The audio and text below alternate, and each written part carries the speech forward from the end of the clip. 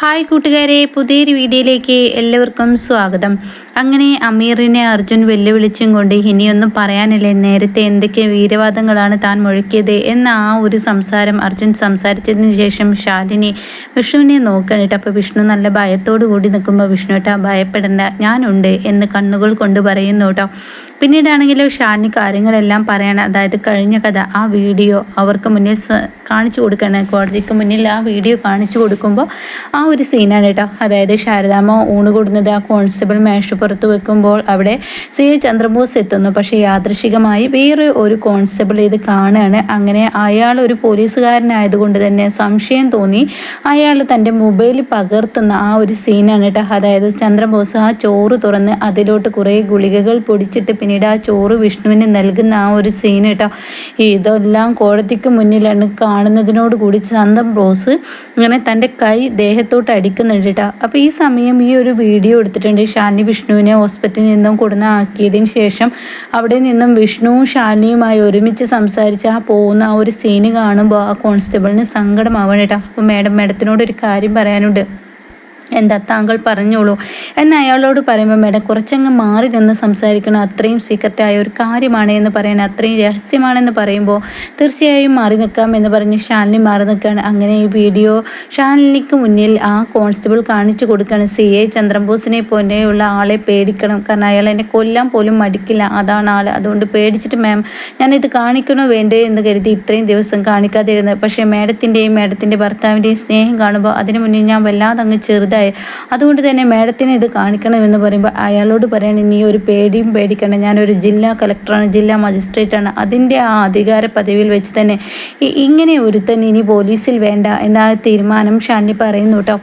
അങ്ങനെ അതും കോടതിക്ക് മുന്നേ ശാലിനി വെളിപ്പെടുത്തണം. അപ്പോൾ ഈ സീനാണ്, ഇതൊക്കെ കാണുന്ന ആകെ ഞെട്ടിപ്പോവാണ്. അങ്ങനെ ശാലിനി ആ കോടതി കൂട്ടിൽ നിന്ന് ഇറങ്ങി പോകുമ്പോൾ ഇവിടെ CI ചന്ദ്രബോസിനോട് കോടതി കൂട്ടിൽ കയറാൻ ജഡ്ജി ആവശ്യപ്പെടാൻ കേട്ടോ. അപ്പോഴേക്കും അർജുൻ അവിടെ എത്തണം. അങ്ങനെ അർജുൻ പറയാൻ, മീലോൺ ഇത്രയും ക്രൂരമായി ഒരു മനുഷ്യ ജീവനെ ഒരു പൂച്ചക്കുഞ്ഞിൻ്റെ ലാഘവത്തോടു കൂടി കൊല്ലുന്ന ഇയാളെ പോലെയുള്ള ആളെ ഇനി സർവീസിൽ വെക്കണോ വേണ്ടേ എന്ന് ആലോചിക്കേണ്ടത് ഇവിടുത്തെ കോടതിയാണ്, നീതി നടപ്പാക്കുന്ന ദേവതയാണ്. കാരണം ഗൂഢാലോചന, കെട്ടിയിടൽ, ഒരു പെൺകുട്ടിയെ കെട്ടിയിടൽ, പീഡിപ്പിക്കൽ, മാനസിക പീഡനം, പല തരത്തിലും എന്തെല്ലാം തരത്തിൽ ഇവർക്ക് ചെയ്യാൻ പറ്റുന്നു ആ തരത്തിലൊക്കെ മൃഗീയമായി ഒരു മനുഷ്യജീവനെ ഇട്ട് കാണിച്ച ഇവരെ പോലെയുള്ളവർ സർവീസ് വേണോ എന്ന് തീരുമാനിക്കേണ്ടത് ഇവിടുത്തെ നീതി ദേവതയാണ്. അധർമ്മത്തിന് കൂട്ടുനിൽക്കാതെ ധർമ്മത്തിന് കൂട്ടുനിൽക്കുമെന്ന വിശ്വാസത്തോടു കൂടി അർജുൻ അവിടെ വെല്ലുവിളിക്കുന്ന ആ ജയ് ഹിന്ദ് എന്നുള്ള ആ വെല്ലുവിളിയോടുകൂടി അർജുൻ അങ്ങ് നിർത്തണം കേട്ടോ.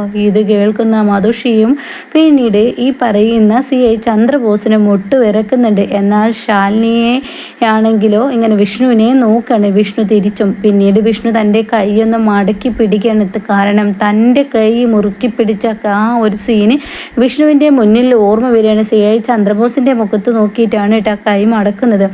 അപ്പോൾ ഉടൻ തന്നെ മധുഷിയാണെങ്കിലോ പേടിച്ച് വിറക്കുന്നുണ്ട്. എന്നാൽ സത്യഭാമയാണെങ്കിലോ ഒരു പാൽപുഞ്ചിരിയൊക്കെ വിടർന്നു മുഖത്ത്, അത് ശാലിനിക്ക് നേരെയാണ് വിടർന്നിരിക്കുന്നത്.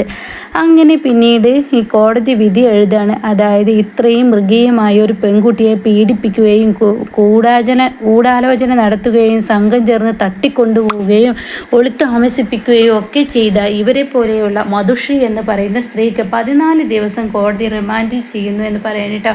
അത് കഴിഞ്ഞ് പിന്നീട് ചന്ദ്രബോസിനെയാണ് പറയുന്നത്. ചന്ദ്രബോസിനെ ഇതേപോലെ തന്നെ പറയാണ്, ഗൂഢാലോചനയും സംഘം ചേരലും മൃഗീയമായി ലോക്കപ്പിൽ വെച്ച് ഒരു പുരുഷനെ ഇങ്ങനെ ചെയ്തതും അതുപോലെ ഒരു പെൺകുട്ടിക്ക് എല്ലാം ഒത്താശ ചെയ്തു കൊടുക്കാൻ ഇയാൾ കൂട്ടുന്നതിന് ഇയാളും സർവീസിൽ നിന്ന് 6 മാസം സസ്പെൻഡും അതുപോലെ തന്നെ 14 ദിവസം ഒരു SI ആണെന്നുള്ള പരിഗണനയൊന്നും കൊടുക്കാതെ 14 ദിവസം ഇയാൾ റിമാൻഡിൽ കിടക്കണമെന്ന് പറയാം കേട്ടോ.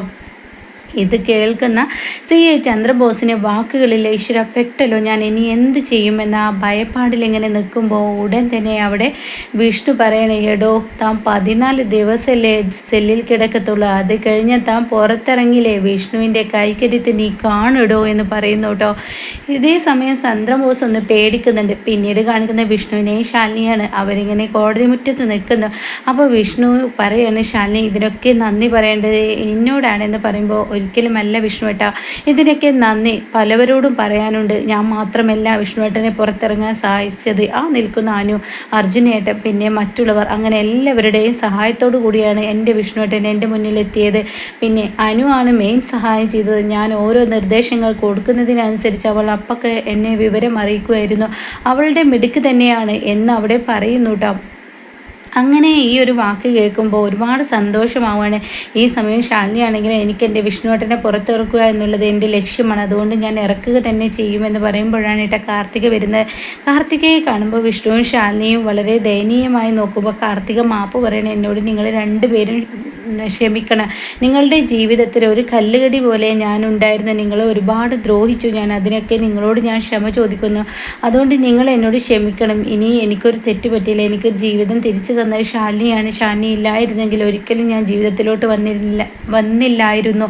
ഞാൻ മരിക്കും. ആ മധുഷയുടെ ആ ഒരു കയ്യിൽ കിടന്ന് ഞാൻ ഇഞ്ചിഞ്ചായി മരിക്കുമായിരുന്നു എന്ന് പറയുമ്പോൾ ശാലിനി പറയണേ, നീ എന്നോട് നന്ദിയൊന്നും പറയണ്ട. കാരണം നിന്നെ രക്ഷിക്കുക എന്നുള്ളത് എൻ്റെ ലക്ഷ്യമാണ്. കാരണം വിഷ്ണുവേട്ടനെ പുറത്ത് കൊണ്ടുവരണമായിരുന്നു. എൻ്റെ വിഷ്ണുവേട്ടൻ പുറത്തു വരാൻ നിന്നെ രക്ഷിച്ചാൽ മാത്രമാണ്, നീ ജീവിച്ചിരിപ്പുണ്ടെന്ന് അറിഞ്ഞാൽ മാത്രമാണ് എൻ്റെ വിഷ്ണുവേട്ടൻ പുറത്തു വരുന്നത്.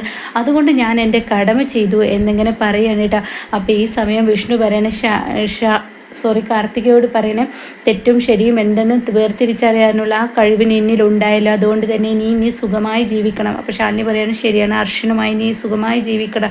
അപ്പോൾ ഉടൻ തന്നെ കാർത്തിക പറയണേ, നിങ്ങളാണ് എൻ്റെ ഗുരു എന്ന് തന്നെ പറയാം. കാരണം എനിക്ക് തെറ്റും ശരിയും നിങ്ങൾ കാണിച്ചു തരികയും അതുപോലെ തന്നെ നിങ്ങളുടെ സ്നേഹം കണ്ട് പലതും ഞാൻ പഠിച്ചു. അകന്ന് നിന്നിട്ടാണെങ്കിൽ നിങ്ങൾ സ്നേഹിക്കുന്നത് കാണുമ്പോൾ എനിക്ക് എൻ്റെ അർഷനെ എത്രമാത്രം സ്നേഹിക്കണമെന്നുള്ള ആ ഒരു തോന്നൽ എന്നിൽ ഉണ്ടാക്കി തന്ന ഈ പറയുന്ന വിഷ്ണുവേട്ടനും ശാലിനിയുമാണെന്ന് പറയുമ്പോൾ വിഷ്ണു പറയണേ, നീ എന്തായാലും അർഷനുമായി സുഖമായി ജീവിക്കുക, അച്ഛനും അമ്മക്കും ഒപ്പം സുഖമായി ജീവിക്കുക എന്നൊക്കെ പറയുമ്പോൾ തീർച്ചയായും ഇവിടെ നിന്ന് ഇറങ്ങിക്കഴിഞ്ഞ കുറച്ച് ദിവസങ്ങൾക്ക് ശേഷം എൻ്റെ അച്ഛൻ്റെയും അമ്മയുടെയും മനപ്പൊരുത്തത്തോടു കൂടി തന്നെ ഞങ്ങൾ ഇവിടെ വിവാഹം ഉണ്ടാവും. അത് കഴിഞ്ഞാൽ നിങ്ങളെ കാണാൻ ഞങ്ങൾ വരും എന്ന് പറയുമ്പോൾ ശാലിനി പറയണേ, നീ കാണാൻ വരുമ്പോൾ ഞങ്ങൾ എവിടെയെന്ന് അറിയില്ല. ഞങ്ങളുടെ ജീവിതം ഇനി മുന്നോട്ട് എന്ത് എന്നും ഞങ്ങൾക്കറിയില്ല. എവിടെയാണെങ്കിലും നീ ഞങ്ങളുടെ അടുത്തോട്ട് വരണം. എന്തായാലും ഇപ്പോൾ തന്നെ ഒരു വിവാഹത്തിൻ്റെ മംഗളാശംസകൾ ഞാൻ നേരുന്നു എന്ന് ശാലിനി പറയുന്നു. അപ്പോഴാണ് അർജുൻ ഇറങ്ങി വരുന്നതായിട്ട് വിഷ്ണു എന്ന് പറഞ്ഞ് വിളിക്കുകയാണ്. അതെ, കുറച്ചും കൂടി കാര്യങ്ങൾ ചെയ്ത് തീർക്കാനുണ്ട്, കുറച്ച് പേപ്പേഴ്സിൽ ഒപ്പിടാണ്ട്, നീ വാ എന്ന് പറയുമ്പോൾ ശാലിനിയോട് വിഷ്ണു ഞാൻ പോവട്ടെ എന്ന് പറഞ്ഞ് വിഷ്ണു അങ്ങ് കടന്നു പോകുമ്പോഴാണ് ഈ പറയുന്ന സത്യഭാമ ഇറങ്ങി വരുന്നത് കേട്ടോ. സത്യഭാമയും രോഹിത്തും കൂടി ഇറങ്ങി വരുന്നത് കാണുമ്പോൾ കാർത്തികയും ശാലിനി ഇങ്ങനെ നോക്കി നിൽക്കുകയാണ് കേട്ടോ.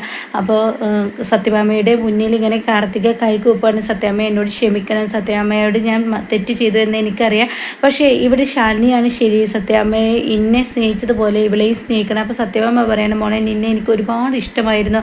ആ മധുഷയുടെ കൈ കിടന്ന് നീ ഇഞ്ചിഞ്ചായി മരിച്ചൂലേ എന്നിങ്ങനെ പറയുമ്പോൾ കാർത്തിക പറയണം, മധുഷയുടെ ഒരു പാവയായിരുന്നല്ലോ ഞാൻ, കീ കൊടുക്കുന്നത് പോലെ ചലിക്കുകയായിരുന്നു. അങ്ങനെ ചലിക്കെങ്കിലും കൂടി സത്യഭാമയെ എനിക്ക് ഇഷ്ടപ്പെട്ടിരുന്നു. തൻ്റെടിയായ ഒരു കുടുംബം നോക്കാൻ കഴിവുള്ള എന്തിനും പോന്ന ഒരു സ്ത്രീയാണ് സത്യഭാമ. സത്യഭാമയെ പോലെ ആവണമെന്ന് അതിയായ ആഗ്രഹം എനിക്കുണ്ടായിരുന്നു. അതുപോലെ തന്നെ ആവണമെന്ന് തീരുമാനമെടുത്തിരുന്നു. പക്ഷേ എന്ത് ചെയ്യാൻ, എൻ്റെ വിധി എൻ്റെ ഹർഷനാണ്. അതുകൊണ്ട് തന്നെ സത്യഭാമ ഇനി സത്യഭാമയുടെ മരുമകളാവേണ്ടവൾ ഇവളാണ്, ശാലിനിയാണ്. ശാലിനിയെ സ്നേഹിക്ക്.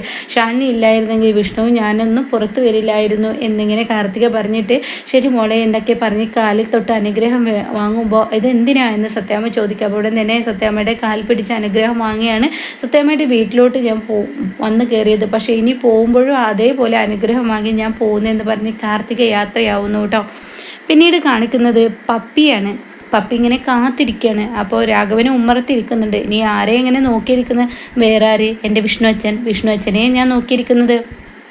അപ്പം നമ്മൾ രണ്ടാളും അങ്ങനെയാണല്ലേ നോക്കുന്നത്. അപ്പോൾ പപ്പി ചോദിക്കുക, ആരാ ഈ രണ്ടാളും? ഞാനൊരാളല്ലേ ഉള്ളൂ, എന്താടി നീ എന്നെ കളി വെക്കണോ? ഞാനിവിടെ പിന്നെ എന്തിനാ ഇരിക്കുന്നത്? അപ്പോൾ അച്ഛനെയും കൂട്ടിയിട്ടാണല്ലേ അത് പറഞ്ഞത്? അതേ എന്ന് പറയാൻ കേട്ടോ. പിന്നീട് ഇതിനിടയ്ക്ക് കാണിക്കുന്നുണ്ട്, ഇങ്ങനെ ശാരദാമ്മ കാണിക്കുന്നത് എൻ്റെ കുഞ്ഞിൻ്റെ വിധി എന്തായാണോ എന്ന് പറഞ്ഞിട്ട് ദേവി രക്ഷിക്കണേ എന്നൊക്കെ ഇങ്ങനെ പ്രാർത്ഥിച്ചിരിക്കുമ്പോൾ ശാലിനിയുടെ ആ ഫോൺ കോൾ എത്തിയിട്ടോ. ശാലിനി വിളിക്കുമ്പോൾ, മോളെ എന്തായാലും എൻ്റെ വിഷ്ണുമോൻ്റെ വിഷ്ണുവേട്ടൻ രക്ഷപ്പെട്ടു, കാർത്തിക മരിച്ചിട്ടില്ല, കാർത്തികയെ കയ്യിൽ കെട്ടി വിഷ്ണുവേട്ടൻ രക്ഷപ്പെട്ടു എന്ന് പറയുമ്പോൾ ഹാവ് സമാധാനമായി ദേവി എന്നൊക്കെ പറഞ്ഞിട്ട് ശാന്തയോട് സംസാരിക്കുന്നുണ്ട് കേട്ടോ. പിന്നീട് പപ്പിയും രാഘവനും ഇങ്ങനെ സംസാരിക്കുന്നിടയിൽ വിഷ്ണു അച്ഛനെ പ്രതീക്ഷിച്ചിരിക്കുമ്പോൾ വിഷ്ണു കാണാൻ ഒരു ബുള്ളറ്റിൽ വന്നിറങ്ങുന്ന വിഷ്ണുവിനെ കാണുന്ന പപ്പി ഓടിച്ചെല്ലുമ്പോൾ മോളെ ഓടല്ലേ വീഴല്ലേ എന്നൊക്കെ ഇങ്ങനെ പറഞ്ഞ് തൻ്റെ പപ്പിയെ അടക്കി പിടിക്കാൻ കേട്ടോ.